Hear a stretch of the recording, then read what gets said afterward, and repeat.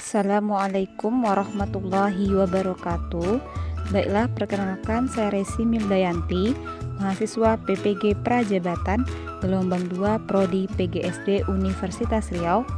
Saya akan menyampaikan kampanye praktek baik untuk memenuhi ujian akhir semester 1 perspektif sosiokultural dalam pendidikan.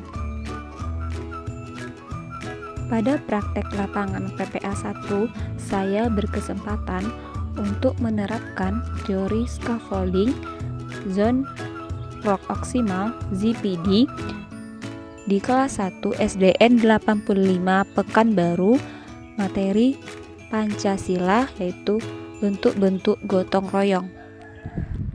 Intervensi terkait penerapan scaffolding pada Zone of Proximal Development ZPD.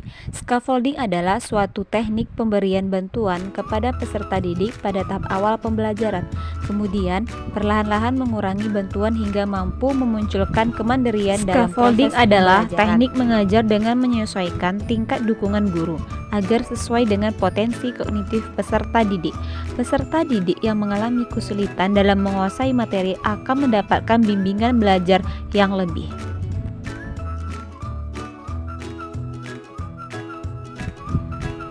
Metode scaffolding ini berasal dari konsep Zone of Proximal Development. Konsep dari Zone of Proximal Development oleh Vygotsky diartikan sebagai serangkai tugas yang sulit dikuasai anak secara sendirian namun dapat dipelajari melalui bantuan orang lain yang ahli, seperti guru atau kerjasama dengan teman sejawat.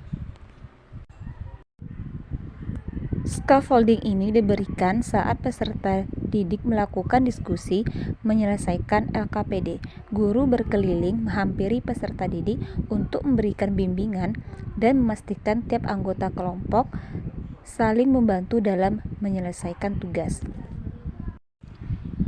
Penerapan scaffolding. Penerapan scaffolding dilaksanakan di kelas 1 SD Negeri 85 Pekanbaru pada mata pelajaran Pancasila, materi bentuk-bentuk gotong royong dengan model pembelajaran problem based learning. Di sini saya memberikan video pembelajaran kepada peserta didik. Peserta didik diminta untuk melihat video pembelajaran sampai selesai.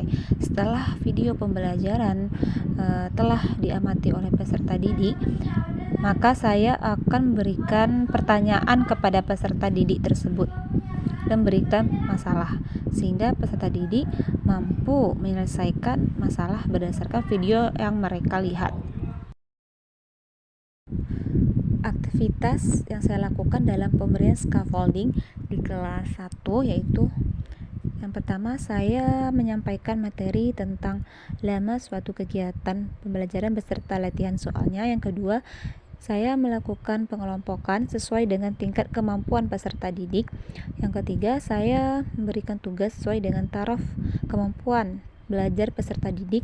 Yang keempat, saya akan membimbing aktivitas belajar peserta didik dengan metode scaffolding. Peserta didik yang belum mencapai zone proximal development, maka saya akan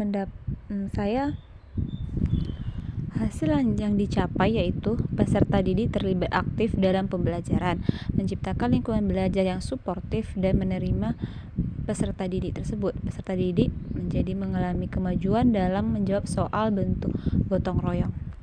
Selanjutnya yaitu hasil yang dicapai yaitu peserta didik berani dalam menyampaikan hasil diskusi sehingga pembelajaran menjadi berpusat pada peserta didik.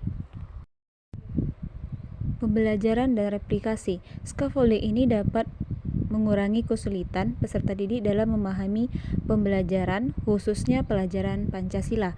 Melalui penerapan scaffolding, peserta didik dapat mengembangkan kemampuannya hingga tujuan pembelajaran dapat tercapai. Sekian yang dapat saya sampaikan mengenai penerapan scaffolding di kelas 1 SDN 85 Pekanbaru. Semoga bermanfaat. Assalamualaikum warahmatullahi wabarakatuh.